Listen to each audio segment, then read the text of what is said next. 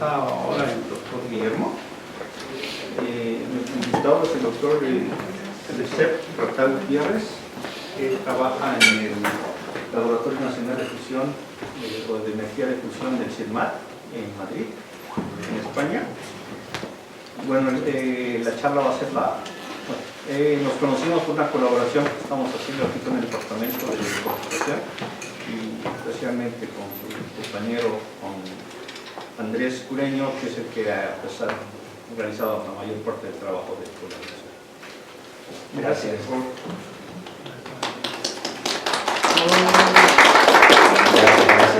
Bueno, muchas gracias por recibirme. Esta es una, como dijo el doctor Luis Gerardo, es una colaboración que ya no está reciente, llevamos año y medio por ahí colaborando, y está basada en dos proyectos que han sido conseguidos en España y que dirijo, que es Daedalus Stranae. Esta colaboración tiene como idea juntar especialidades. Yo estoy en fusión nuclear, que de lo que se trata es porque lo estudiamos, con inteligencia artificial. Entonces me presento, yo soy, como dijo el doctor Luis Gerardo Gutiérrez, pertenezco a este laboratorio que está dentro de un centro grande como es el CIMVESTAB, un equivalente el CIEMAT, y nuestro laboratorio es este de fusión. Yo estoy por ahí en el medio, en esta foto ya tiene tiempo, de 2019. Se puede ver que el corazón del laboratorio es esta máquina que está acá, que es un dispositivo experimental para estudiar lo que es la fusión nuclear, que ya voy a explicar qué es. Y pueden ver también que este dispositivo está rodeado de muchos aparatos, que son básicamente sensores. Este es el esquema de la presentación. Voy a hablar un poco de fusión, para que se sepa de qué se trata, de la red de investigación Stranae y de las líneas de investigación que estamos llevando a cabo. Primero, ¿por qué? ¿Por qué necesitamos la fusión o por qué es interesante estudiarla?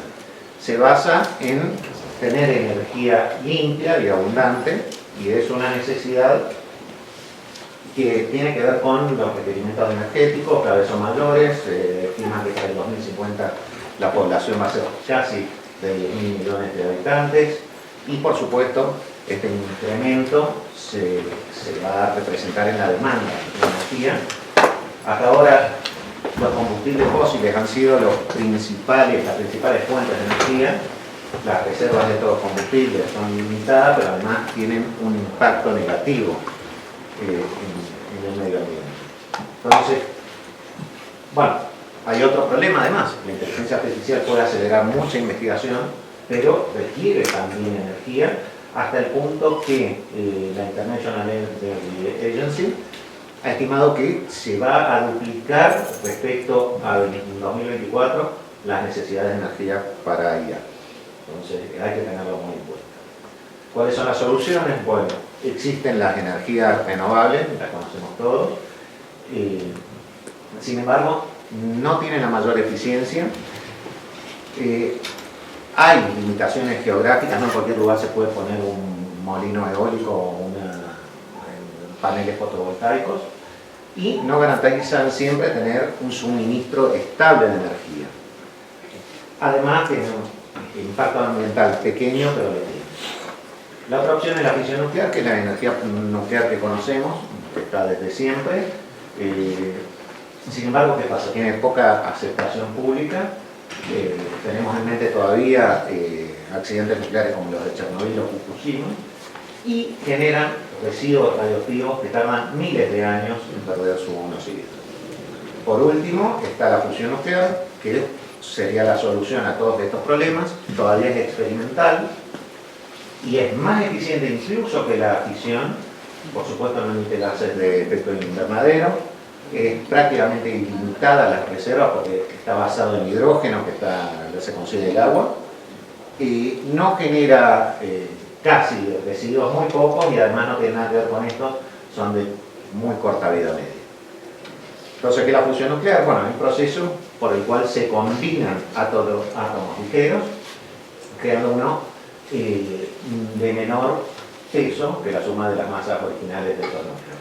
La más buscada es esta reacción de deuterio-tritio, son isótopos de hidrógeno al fin y al cabo, que se transforma en un núcleo de helio más un neutrón de alta energía. Pero básicamente lo que tenemos es una deflexión de masa, la fórmula de Einstein que se conoce ampliamente. Se sabe que de ese cambio de masa se desprende muchísima energía y por lo tanto se puede aprovechar para calentar agua y mover turbinas y tener energía eléctrica. Estas reacciones se producen en un cuarto estado de la materia, el plasma, que es básicamente un gas caliente que tiene propiedades especiales de conductividad. Y donde tenemos un reactor, o varios reactores naturales de fusión nuclear, bueno, en el Sol. El Sol es un gran reactor de fusión, pero claro, para que ocurra esta unión atómica, se necesita vencer una gran fuerza, la de Coulomb, entre átomos. En el Sol se logra, en parte porque ya hay un sistema sostenido de alta temperatura y por la gravedad, que aprietan esos átomos hasta lograr desprender la energía y que se produzcan muchas reacciones de fusión. ¿Cómo lo conseguimos en la Tierra? Bueno, la forma más aceptada y la más prometedora es esta. Se llama fusión por confinamiento magnético.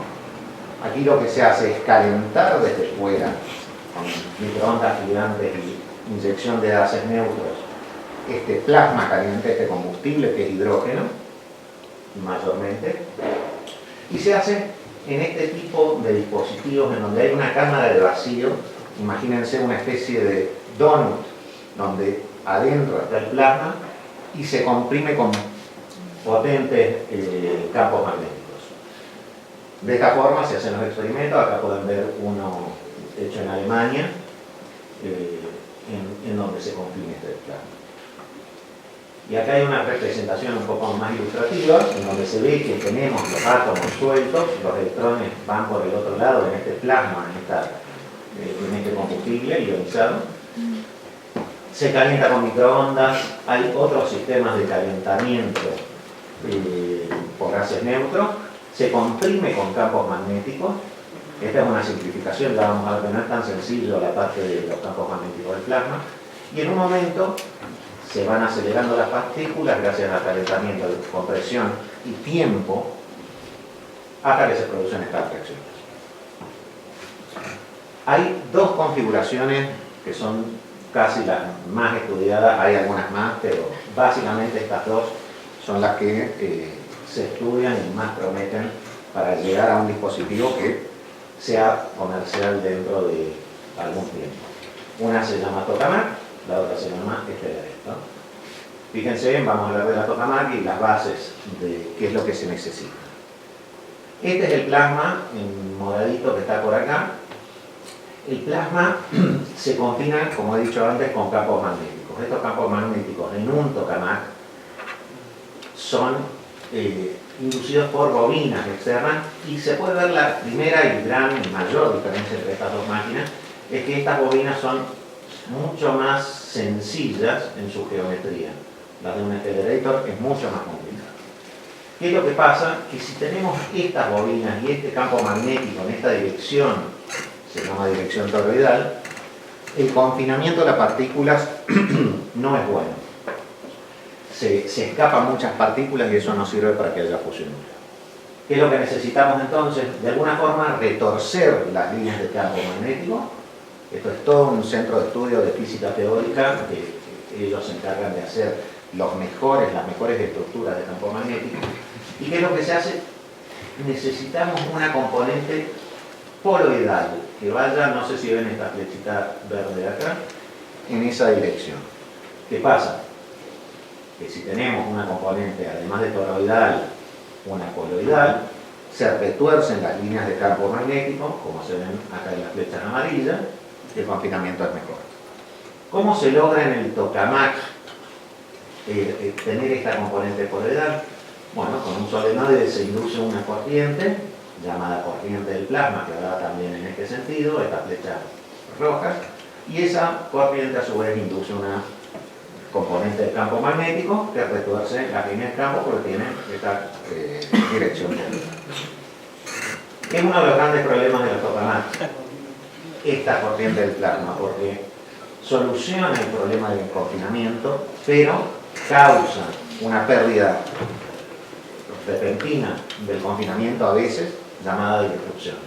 Es como un fenómeno bastante brusco y que corta cualquier experimento que se pueda hacer. El accelerator, en cambio, no necesita de esta corriente de plasma porque toda la componente del campo magnético, toda esta estructura en amarillo, se consigue con esta complicada geometría. ¿Qué es lo que pasa? Se puede ver que el volumen de plasma es menor acá y además la construcción es muy difícil porque se requiere gran precisión en estas bobinas. Entonces tiene ventajas y desventajas cada una. El tokamak hasta ahora es la que está liderando, no por tanto, pero es la más prometedora. Y el tokamak más importante de la historia es este. Acaba de terminar su operación, ha estado como 50 años haciendo experimentos, más de 100.000 experimentos. Ahora lo están desmantelando, han hecho una máquina nueva en Japón. Para que vean las dimensiones también, acá hay una persona, acá hay un par de personas más. Es una máquina grande que tiene estas características, corriente de plasma de 7 mA. La duración de cada pulso o experimentos de medio minuto y tiene un radio mayor, porque tiene un radio menor, para ser una especie de dono, uno menor y uno mayor, que pueden ver las dimensiones. Fíjense, de nuevo, y algo es crucial para todos los trabajos, es la cantidad de aparatos que hay alrededor de la máquina. Y acá se puede ver un esquema en donde todos estos aparatos, teniendo en cuenta que acá adentro hay un plasma que está a millones de grados de temperatura, no se pueden meter sondas que se quemen, sino que son sistemas complejos que van midiendo, por ejemplo, en algún punto específico la temperatura, la densidad de partículas es algo importante, diferentes radiaciones, incluso hay cámaras de video que están filmando todo, y en cada experimento más de 1 terabyte de información se adquiere. ¿Qué es lo que pasa? Que hasta hace muy poco toda esta gran cantidad de información se analizaba manualmente. Es decir, yo si quiero estudiar algún fenómeno o algún resultado del experimento, bueno, con un ordenador se pueden ver diferentes variables, trato de interpretar qué es lo que pasó, y eso, claro, se puede hacer hasta cierto punto en un número limitado de experimentos. Si quiero comparar lo que ha pasado en 30 variables de cada experimento y compararlo con 20 experimentos, ya estoy saturado. ¿Y qué puede pasar si lo quiero comparar con 1000? Bueno, no se puede directamente. De ahí surge la red Extranay, es una red de investigación que tiene sobre todo base en España, donde está el CEMAT, y que coordina desde 2024, que trata de unir grupos de investigación de física nuclear, fusión nuclear, con grupos de inteligencia artificial, para, en esta simbiosis, ayudarnos entre todos. El Laboratorio Nacional de Fusión al que pertenezco está aquí en Madrid. En Madrid hay otros 2 centros que ven aquí, el Centro de Automática y Robótica, UNED. Hay un centro de supercomputación en Barcelona con el que colaboramos, varios centros en Sevilla, algunos especializados en fusión, otros en inteligencia artificial, y otro centro de supercomputación en Extremadura. ¿Y de dónde provienen los datos que tenemos? Bueno, tenemos colaboraciones y máquinas con las que estamos en el equipo experimental, además de la que mostré la foto de J2 y la de JET, en Alemania, estas dos, y varias en Japón y algunas en Sevilla. Y aquí pueden ver más o menos las líneas y los lugares de colaboración. Voy a hablar muy brevemente de estas máquinas para que vean de qué se trata, empezando por el Beldenstein. Este es un dispositivo accelerator, el más avanzado del mundo, el más grande, el más representativo. igual que el TJ2 que tenemos en Madrid, pero de mayores magnitudes. Y sus resultados científicos recientes han sido tremendamente positivos. Se logran reacciones de fusión más de las que se esperaban. El confinamiento con esta estructura de campo magnético compleja que tienen es muy bueno, y tienen los experimentos que duran hasta 100 segundos cada uno. En JET, recuerdo que era la máquina más importante que había, del otro estilo del tokamak, eran unos 30 segundos de experimento. Y ahora la que va a reemplazar esta máquina tan importante que había como tokamak, JET, es JT60 Super Advanced. Ya ha empezado a operar, ya hay experimentos muy básicos porque suelen ser, de a poco se suelen ir realizando para no forzar demasiado la máquina, porque requiere cierto tiempo de entrenamiento también de los operarios, y tiene un volumen de plasma bastante grande y va a durar cada experimento pulso unos 100 segundos. Todo lo que se hace en estas configuraciones tokamak apuntan a la máquina, y es una de las más grandes estructuras que se han hecho en la Tierra, es esta llamada ITER.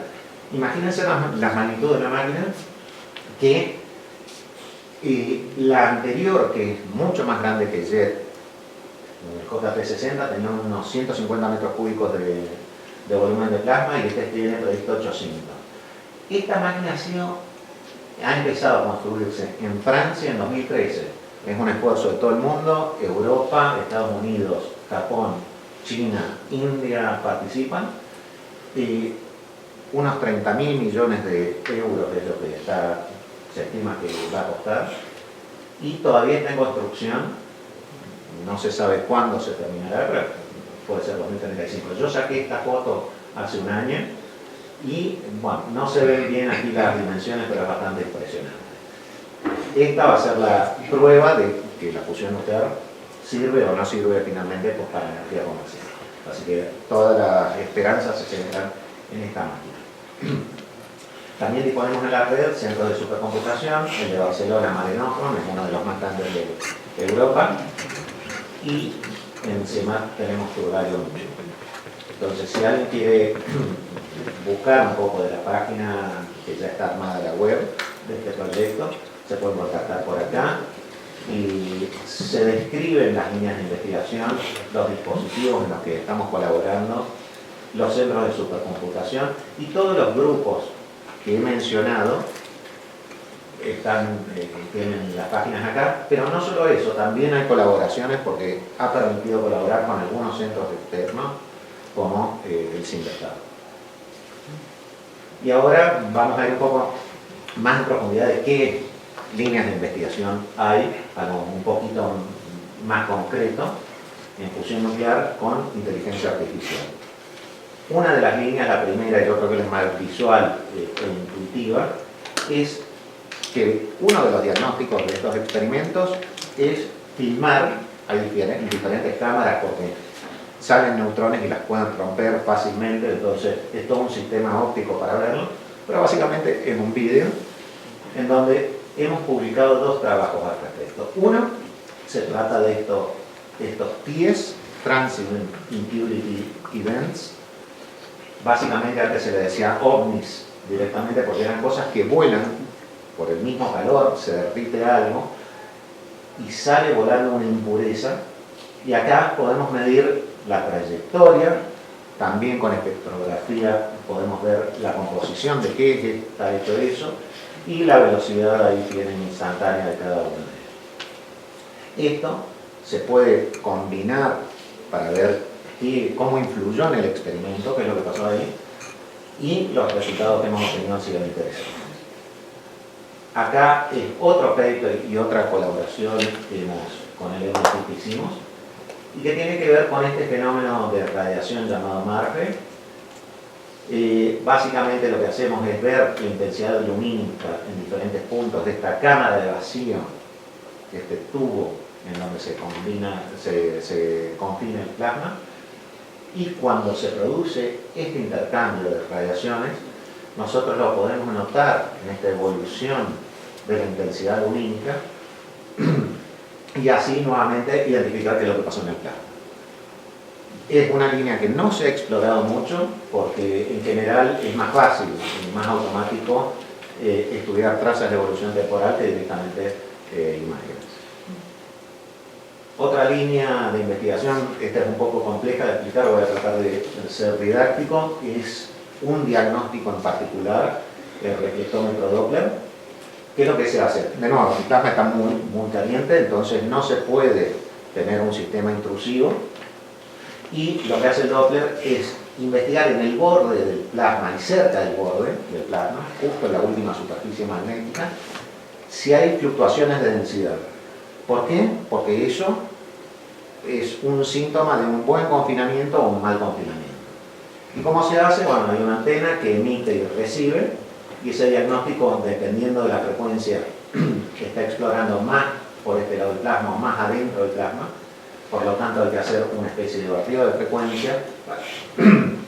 Para cada una de estas frecuencias sale un espectro, y en pocas palabras, para analizar estos espectros, que pueden ser, para un solo experimento pueden ser 1000, por decir un número, en realidad son más. Para cada uno de los 1000 espectros hay que aproximar una gaussiana a uno de estos picos, el central no, este de acá es el que nos interesa, y calcular los valores de amplitud, sigma y el mu, que es la frecuencia de esa gaussiana. Este es un ejemplo fácil en donde se identifica el pico, no es tan fácil en general, y lo que hacen ellos normalmente, lo que se hacía hasta ahora, es tener un sistema semiautomático, un programa en el que seleccionaban el espectro uno a uno, y después con este cuadradito se seleccionaba el pico que era el bueno, y así se obtenían los 3 parámetros anteriores. Imagínense que esto es muy tedioso, y para ser más preciso, acá vemos qué tan tedioso y cuánto tiempo lleva. Para un experimento más o menos tardaba 1 hora de una persona que tiene que estar ahí.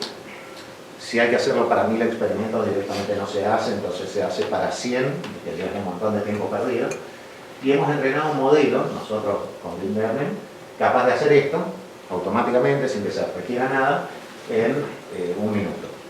Entonces, si uno quiere analizar 1000 descargas, bueno, o 600, se hacen 10 horas, una noche se deja el modelo funcionando, y se puede hacer algo, estudios de otra magnitud que antes eran inimaginables. Otra de las líneas de investigación es esta extracción de ecuaciones a partir de modelos. Esto es muy importante en física porque, aunque un modelo funcione muy bien, puede funcionar para control perfectamente, no se le da mucho valor en el campo de física en particular, y en particular de fusión nuclear, si no se sabe qué es lo que tiene dentro, cómo funciona. Y muchas veces se ven como cajas negras los modelos de inteligencia artificial. Entonces, lo que hemos empezado a hacer, todavía es una línea que tiene mucho recorrido, es usar algoritmos como regresión simbólica, en donde se pueden entrenar modelos que proveen una ecuación. Esto, más que línea de investigación, es una línea de trabajo básica, que es, por supuesto, crear bases de datos curadas para cada una de estas máquinas. Ya tenemos la del TJ2, que es la de Madrid, tenemos una del JET, pero todavía nos quedan muchas por hacer y por estudiar, porque es la base, son los ladrillos para entrenar modelos de inteligencia artificial.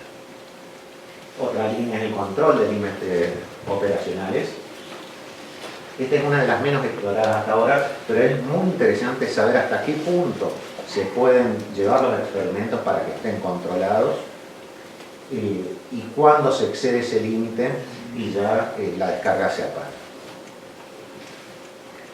Y ahora voy a darle un poquito más de tiempo a esta línea de investigación porque es fundamental. Es uno de los principales, yo creo que lo había dicho, de los problemas de los tokamaks, llamados disrupciones. Este es un fenómeno causado por la corriente de plasma que es necesaria para este tipo de configuración. Y se trata de algo muy repentino y violento. Esta es una cámara súper rápida del tokamak jet. Acá se ve una destrucción, esta es la cámara de vacío. Fíjense que tan rápida es que va lento el milisegundo. Y justamente en milisegundos se pierde el confinamiento del plasma por inestabilidades, se llaman magnetohidrodinámicas, causadas por esta corriente. Entonces, son inevitables hasta ahora, ¿y qué es lo que podemos hacer? Ya que son inevitables y pasan, lo que podemos hacer es intentar predecirlas, crear un modelo con una base de datos que ya tiene JET y ver si algo se está inestabilizando, tratar de lanzar una alarma para poder actuar en consecuencia. En este caso se ve que ya están pasando un montón de cosas, de radiaciones, y ya van a ver cómo se mueve esta máquina que pesa cientos de toneladas por todos lados por la inducción de las corrientes en las paredes. Pero ahora mismo no existen modelos teóricos que las predigan, y los de inteligencia artificial sí están logrando grandes tasas de acierto. Lo que podemos hacer con eso es lanzar una alarma, y además de la alarma, si sabemos además cuánto tiempo tenemos para reaccionar, se puede o apagar rápidamente la corriente, o a veces incluso calentar de cierta forma que se puede diluir por completo esta destrucción. Fíjense ahí cómo se está moviendo todo. Es una de las cuestiones que también tendría que haber mencionado, y es que al ser tan caras estas máquinas, una disrupción puede romperlas y puede costar millones o decenas de millones de dólares arreglarla. Pero una de las ventajas que tiene la fusión es que ante una disrupción o ante algún problema serio, no hay un accidente nuclear que corra riesgo a la gente. Lo que se hace es, lo que se rompe la mano. Por otro lado, que hemos dicho que es el problema de los accelerators, el implicado con diseño de la molécula. Y esta es otra línea de investigación crucial, porque la estructura de campo magnético que ven acá, de esa se encargan grupos especializados de física teórica, y de hecho tenemos uno muy bueno en el laboratorio que ha logrado una estructura de campo magnético, directamente es lo que tiene, optimizada, que tiene muy buen conspinamiento. Pero ¿qué pasa? Ahí termina la labor de ellos. No es nada fácil saber cuál es la combinación de bobinas para generar esta superficie. Entonces, no hay muchos algoritmos para que se hagan, y los que existen, bueno, logran más o menos reproducir la superficie, pero no logran que se puedan imponer condiciones como curvatura, porque cuanto más curvada y más compleja de fabricar es, menos posible construirla. Además, no tienen que estar muy próximas por algunos problemas físicos, también constructivos, y tienen que estar a buena distancia del plasma. Esta es una línea de investigación crucial que también está comenzando. Hay también otra línea que, más que línea de investigación, es uno de los problemas principales. Hemos dicho que en los tokamaks están las disrupciones, en los accelerators está la complicación de la geometría de la bobina, pero quizás lo más importante de todo es lo costoso que son estos dispositivos. Tanto la construcción, más de 30.000 millones, como el mantenimiento constante, cuesta muchísimo, como la operación, porque en cada experimento participan a lo mejor 50 científicos, gente que va a una máquina de todo el mundo, hay que pagar, además de los científicos, personal técnico. Cada uno de los experimentos cuesta dinero, y por lo tanto no solo es dinero, sino que cada experimento es muy difícil de conseguir. Si yo quiero hacer un experimento en particular, hay una convocatoria europea en donde todos los científicos los presentan y se seleccionan, a lo mejor de 1000 se seleccionan 20 experimentos, y esos son los que se hacen, y todos los demás quedan sin hacerse. Esto, por supuesto, hace más lenta la investigación en fusión nuclear. Entonces de eso, de esta idea de acelerarla, surge el proyecto Daedalus, que se trata de lo siguiente, es básicamente si tenemos una base de datos de, por ejemplo, TJ2, que es la máquina de España, de Madrid, ¿por qué no podemos deducir la evolución de un parámetro, digamos, por ejemplo, la densidad electrónica, desde la configuración de un dispositivo?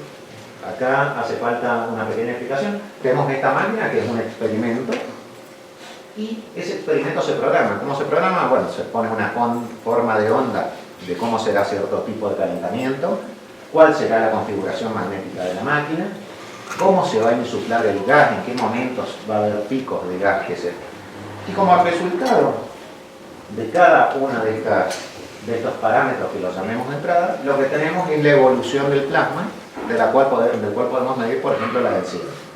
Es decir, tenemos un experimento y del experimento, una vez se realiza, vemos la evolución temporal del plasma. ¿Cuál es la idea? Hagamos una especie de gemelo digital de la máquina, un modelo de esta máquina, en el cual se pueda programar lo que se sabe antes de un experimento y tratamos de estimar la evolución. Es decir, hacemos un experimento virtual. Y no solo eso, ya si hacemos el experimento virtual podemos hacer lo contrario. Si tenemos una densidad objetivo del plasma, sabemos a dónde queremos llegar, ¿por qué no programamos un sistema que nos diga cómo tenemos que configurar la máquina para llegar a ese resultado? Este ha sido un proyecto relativamente reciente, hace año y medio que se empezó a elaborar, se aprobó y se financió el año pasado, y es donde hemos estado colaborando sobre todo con Andrés Cureña, que está terminando su doctorado, y con el doctor Luis Gerardo de la Fraga, y de hecho hemos llegado ya a tener resultados muy prometedores. Tenemos enviado este artículo científico en donde hemos hecho una primera prueba con ciertos parámetros de entrada. Nosotros directamente estamos tratando de ver qué es lo que va a pasar en esta señal, Acton. Es una señal muy importante, no está de la densidad, pero tiene cierta relación. Es muy importante porque sabemos con esta que también ha funcionado el experimento. Y fíjense lo que hemos logrado. Andrés ha entrenado varios modelos y este es un ejemplo de predicción. La traza negra que está aquí es lo que pasó realmente en el experimento, y dos de los modelos basados en el STM predicen con bastante precisión la traza naranja y la azul, qué es lo que ha pasado. Entonces es una prueba de principio, pero simplemente estamos empezando ahora, y la idea que estamos planteando es una propuesta de tesis doctoral, así que si alguien está interesado o sabe de interés, se puede comunicar con Luis Gerardo o conmigo. Creemos que hay mucho por hacer de interés. Es todo, gracias.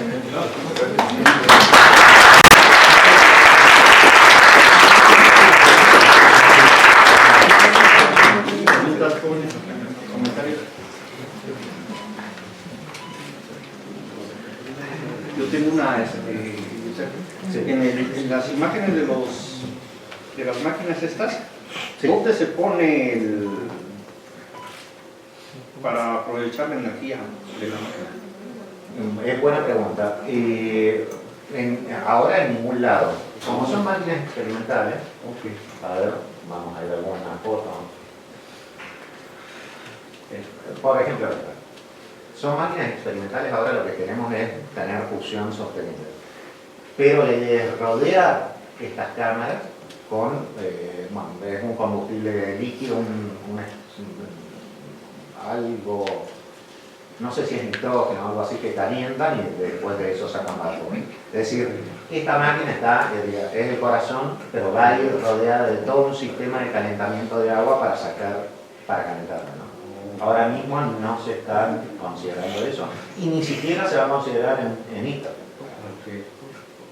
Para que vean las escalas de tiempo, ITER 2013-2035 se operará durante un tiempo, y recién las siguientes máquinas será más o menos 2050, que es donde ya se espera sí tener esa parte de... Se supone que esa parte no tiene complicaciones. Entonces es algo que ni siquiera de momento se plantea. Se estima que en 2050, si todo sale bien, vamos a tener algo que produzca ya electricidad. Sí, hay que tener paciencia. No va a estar para mañana. Sí. ¿Sí? ¿El hecho de que trabajen en pulsos es ahorita una limitación tecnológica o en general se espera que trabajen, digamos, no de manera continua? Bueno, también es buena pregunta porque no quise meterme mucho en la técnica. En teoría, el accelerator puede trabajar en forma continua. Lo que pasa es que se requiere mucha energía de calentamiento. Hay grandes transformadores en general en todas las máquinas para meter microondas. Son microondas girotrones, se llaman microondas gigantes y los hace neutros. Entonces, eso tiene limitaciones. Y todas estas máquinas, ninguna de ellas, logra una ignición, es decir, ser autosostenida. ITER lo será, entonces ahí ya tiene esa ignición. De momento sí es pulsada y por eso se llama descarga o pulso cada experimento. Y tiene también, sí, en ambos casos es parecido. Aquí sobre todo se llama pulso porque para inducir la corriente del plasma se hace de forma pulsada. En teoría, en ambos casos se puede operar en acelerador continuamente y en tokamak en la práctica continua. De hecho, bueno, eso, en ITER creo que los pulsos serán de, a ver si lo tenemos acá, pero prácticamente de 1 hora, y la siguiente máquina demo ya será prácticamente continua.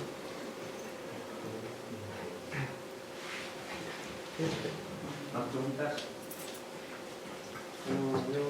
Bueno, a mí me da curiosidad. O sea, ¿por qué mientras más se tuerce el plasma es más estable? Bueno, eso es todo un estudio teórico, pero no es cuanto más se tuerce. Hay que torcerlo lo justo. Entonces ahí está la cuestión.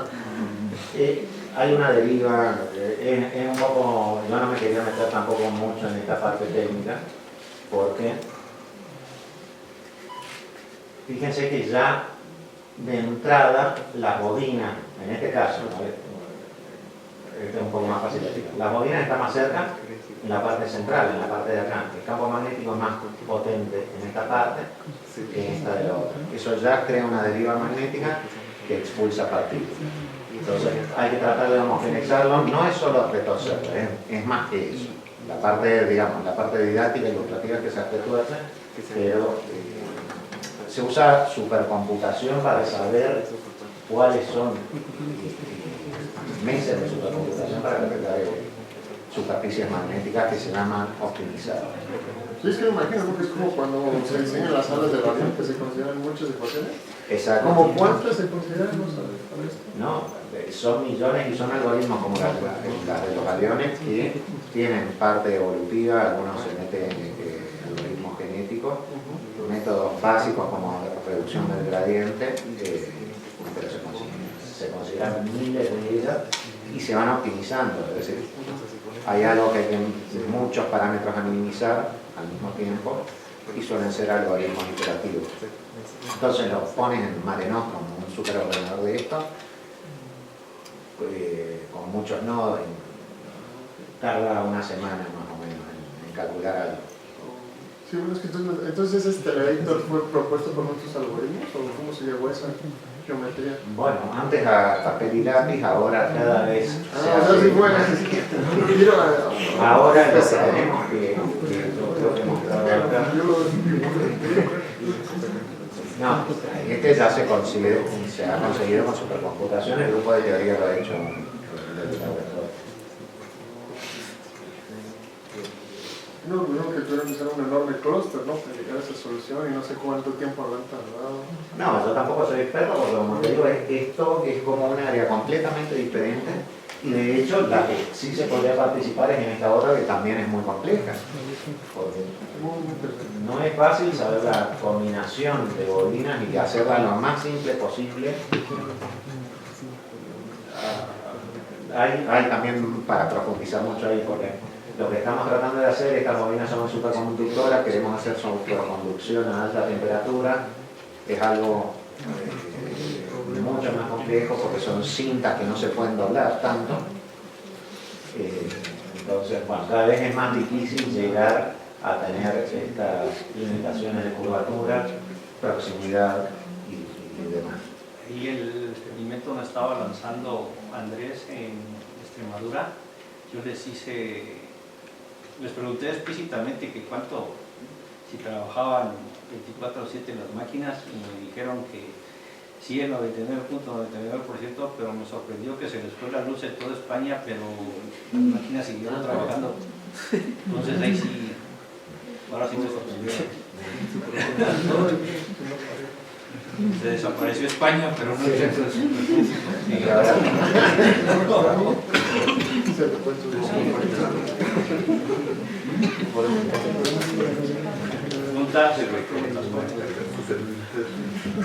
Yo creo que ahí queda el reto de... hay un resultado de si estos lenguajes, los modelos grandes modelos de lenguaje se pueden utilizar en para predecir estas señales, o si estamos matando en moscas y cañones. Hay un artículo que dice que sí es eso, que se están matando moscas con cañones. Entonces es el reto si con lo que ya existe es suficiente o se necesita algo más grande. Lo que sí es que se necesita un montón de cómputo, porque no tanto es la dificultad, sino que son millones de datos, gigas y gigas de datos. Entonces se lleva nada más tiempo por procesar todos los datos que los algoritmos en sí. O sea, ya leer todos los datos se lleva. ¿Sí? ¿Más? Actualmente, ¿cómo están procesando los datos? ¿Cómo qué? Están procesando los datos. Bueno, una de las tareas que tenemos es justamente eso, cómo procesar los datos, a ver si lo tenemos un poquito más acá. No, antes, es la tarea 3. Es la creación de base de datos. Parece más o menos trivial, pero ya hemos publicado, de hecho, un artículo que tendría que haber citado acá sobre la base de datos de TJ2, que es la que estamos usando ahora. Y solamente esa nos ha llevado bastante tiempo, porque imagínense que está la máquina, se hace un experimento, cada uno de estos sensores que están alrededor midiendo lo que pasa en el plasma, se llaman sistemas de diagnóstico, tiene un grupo vinculado a este sistema de diagnóstico. Y ese grupo, bueno, tiene sus datos que ha adquirido, los guarda cada uno más o menos a su manera, y para recopilarlo ha sido muy difícil porque hay que ir con cada grupo tratar de entender cómo lo han guardado. A veces cambian los datos abruptamente porque lo multiplican por una ganancia. Hay alguna gente que esas multiplicaciones o parte de los datos las tiene apuntado, hay gente que viene trabajando de hace 40 años ahí, que tienen cuadernos con lápiz, que es lo que ha modificado. Entonces es un trabajo bastante complejo hacerlo bien, tener una base de datos curada. Es lo que hemos conseguido con TJ2, y además lo que hacemos es que, para que sea más fácil de usar por algoritmos de inteligencia artificial, la hemos ordenado, están todas remuestreadas y sincronizadas. Entonces, yo creo que el trabajo que hemos hecho en esta línea es fundamental y es como entrenamos los modelos. Todavía nos queda mucho por hacer. En este sentido, ¿se ha trabajado con cómputo distribuido, como Colmar, con esta parte de los GPUs? No, porque no ha hecho falta. Lo que hemos hecho es básicamente recopilar mucha información de diferentes fuentes y ordenarla, ver que está bien. Hay mucha que es incompleta o que está mal o que están corrompidos los datos de alguna forma, se ha eliminado. Ha sido, bueno, más eso, juntar información. Sí, las máquinas con GPUs las utilizaban de pero para ya entrenar los modelos. Sí, porque, por ejemplo, si se implementa como Apache Spark, te ayuda a hacer esta parte de procesamientos por cantidades de información. Por ejemplo, yo estoy procesando un tera de información y más o menos estoy procesando como unas 3-4 horas. Entonces, es una buena práctica, ¿no? ¿Cuántos nodos tengo? Pues si tengo como, no sé, 64, 120, dependiendo de la cantidad de recursos. Pero es una buena plataforma para lo que es Big Data. Y no es tan complicado. O sea, si ya tienen sus algoritmos en Python, en Scikit-learn y todo esto, cuando lo involucras con Apache Spark o con PySpark, eso te ayuda un montón para la parte de procesamiento. Bueno, tenerlo en cuenta. ¿Preguntas? Si no es así, pues agradecemos de nuevo al doctor Josep.